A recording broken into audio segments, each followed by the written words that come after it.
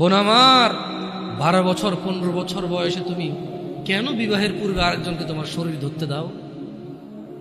আর যুবক ভাই আমার, কি বলিস কি তুই? এই পৃথিবী আর পৃথিবীতে যা আছে এর চেয়ে মূল্যবান হচ্ছে এই মেয়েটা।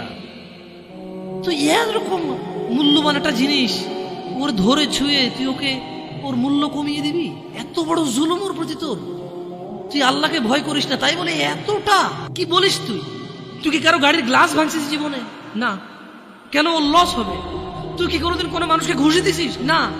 কারণ তাহলে ও বেচারা কষ্ট পাবে। তুই কি জীবনে কারো পেটে ছুরি ঢুকাইতেছিস? না।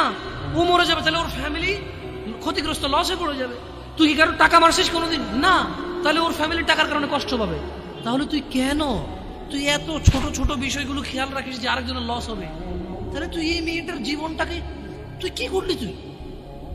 তুই পুরো পৃথিবী আর পৃথিবীতে যা আছে সবকিছু বিক্রি করলে যে সম্পদ হবে, সবকিছু অর্জন করলে যে অর্জন হবে, এর চাইতে মূল্যবান তুই ওকে সতীত্ব থেকে বের করে নিয়ে আসলি?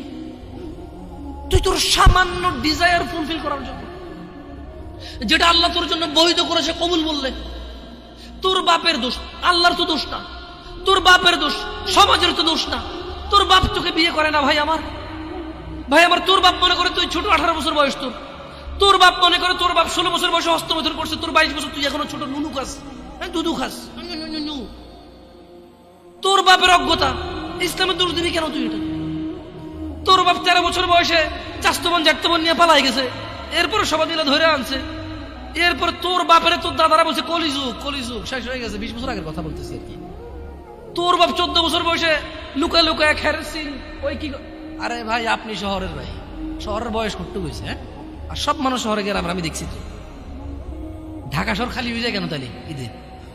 আমারে বলিন না যে আমরা না ঢাকা শহরে থাকি, কিছু বুঝি না। হ্যাঁ, এবার বলবেন না আমাকে, আমি বাংলা পারি না, একটু পারি, এবার বলার দরকার নেই আমাকে। না, আমরা জানি আপনারা সব মানুষই গ্রামে, ঢাকা শহর ঈদ হলে সব খালি হয়ে যায়, ওই যায় না। হ্যাঁ, তো তোর বাপ ওই যে এখন কেউ বলি না যে সুপারি বাগান চেনেন না, ওই যে খেরের চিন, এগুলো বোঝেন না, বললেন না আমার যে জামশেদ ভাই যে কন্টেক্সটে কথা বলার বুঝে আসে না। হ্যাঁ, একটু শিখেলে তো ও বলার দরকার নেই, কেমন? আমি জানি আপনি বুঝেন না, বুঝেন ভালো দরকার।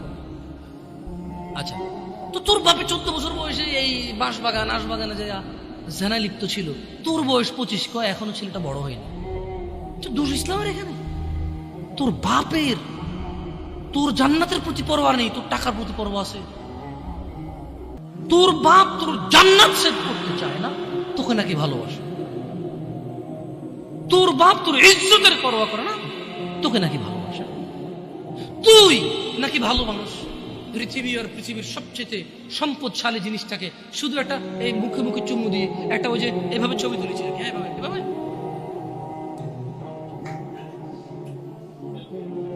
এরপরে ফোল্ডার বানায়, ফোল্ডার লক করে রাখছে যাতে কেউ না জানে। এরপর ওই মেয়ের বিয়ে ঠিক হয়ে গেলে ধমক দেয়, ছবি পাঠাবো একটা একটা করে। সামান্য ডিজায়ার যেটা তোর হালাল ভাবে আল্লাহ দিয়েছে, একটু সবর কর, একটু সবর কর।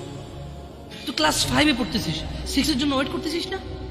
তুই ক্লাস 8-এ পড়িস ভাই আমার, ছোট পিচ্ছি সোনামণি ভাই আমার। তোকে আমি আমার মাথায় রাখি, তুই বলছিস রাগ করিস না। তুই বললে আমি না অত তো সিনেমা নাটক দেখি না, তোরাই কস। তুই বললে আপন, তাই তোরা আপন করে বলতেছি। আবার কস না হুজুরের ব্যবহার খারাপ। উনি তুই করে কেন বল, উনি এভাবে কেন কথা বলেন, নিজেকে কি মনে করে? না, তোরাই ডায়লগ দিস। আসলে তুই বললে আপন মনে, আমি এই জন্য ভাই তোরা আমার কইছিস তুই বললে আপন। আমি তো সৌদি আরব বড় হয়েছি, আমি তো দেশে বড় হইনি। আমি আসার পর সব ডায়লগ দেখছি। আসলে আপন জনকে তুই বলে, হ্যাঁ তুই বললে আপন মনে হয়। আমি তোরা আপন মনে করি কেন? 1450 বছর আগে আল্লাহ আমার কাছে তুই আমার ভাই, কত আপন তুই চিন্তা কর। তোরা তুই গুমরা কারে গুম রে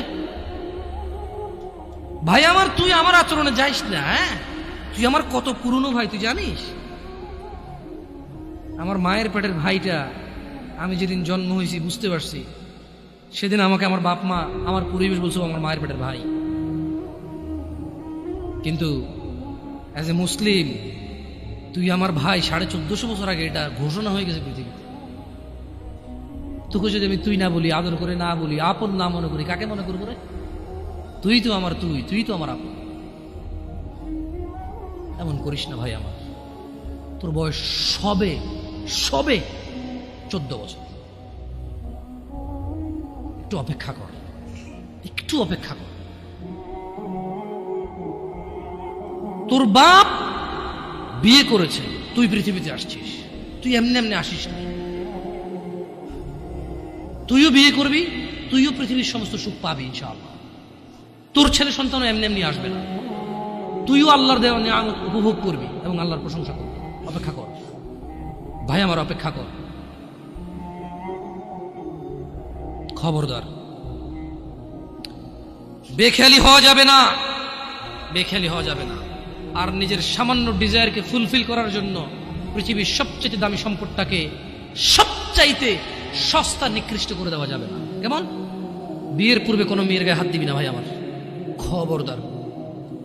বিয়ের পূর্বে কোনো মেয়ের সাথে কথা বলবি না, খবরদার। তোর যোগ্যতা নেই ওর সাথে কথা বলার। তুই কে রে?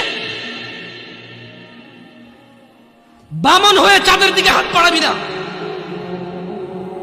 আমার বোনরা চাঁদ, ওয়াল্লাহি যেদিন ইসলামী শাসন আসবে, যেদিন ইমাম মেহেদী আসবে, যেদিন ঈসা আলাইহিস সালাম আবার আসবে, ওনার বোনদের উপর যারা হাত দিবে উনি হাত কেটে ফেলবে।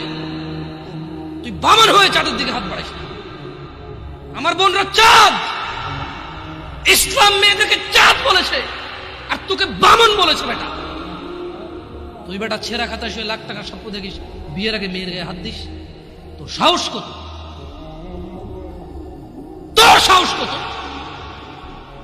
তুই জানিস না মুহাম্মদ সাল্লাল্লাহু আলাইহি সাল্লাম বলছে নেক স্ত্রী দুনিয়াতে যা আছে ওর চেয়ে বেশি উত্তম। তুই কি করে ওর গায়ে হাত দিস বিয়ের আগে? তোর সেই যোগ্যতা আছে বল? তোকে আল্লাহ জাহান্নামে ফেলবে, তোকে আল্লাহ জ্বলন্ত আগুনে নিক্ষিপ্ত করবে, তোর শরীর পচবে, তোর শরীরের গন্ধে জাহান্নামীরা থাকতে পারবে না। তোকে আল্লাহ এত নিকৃষ্ট শাস্তি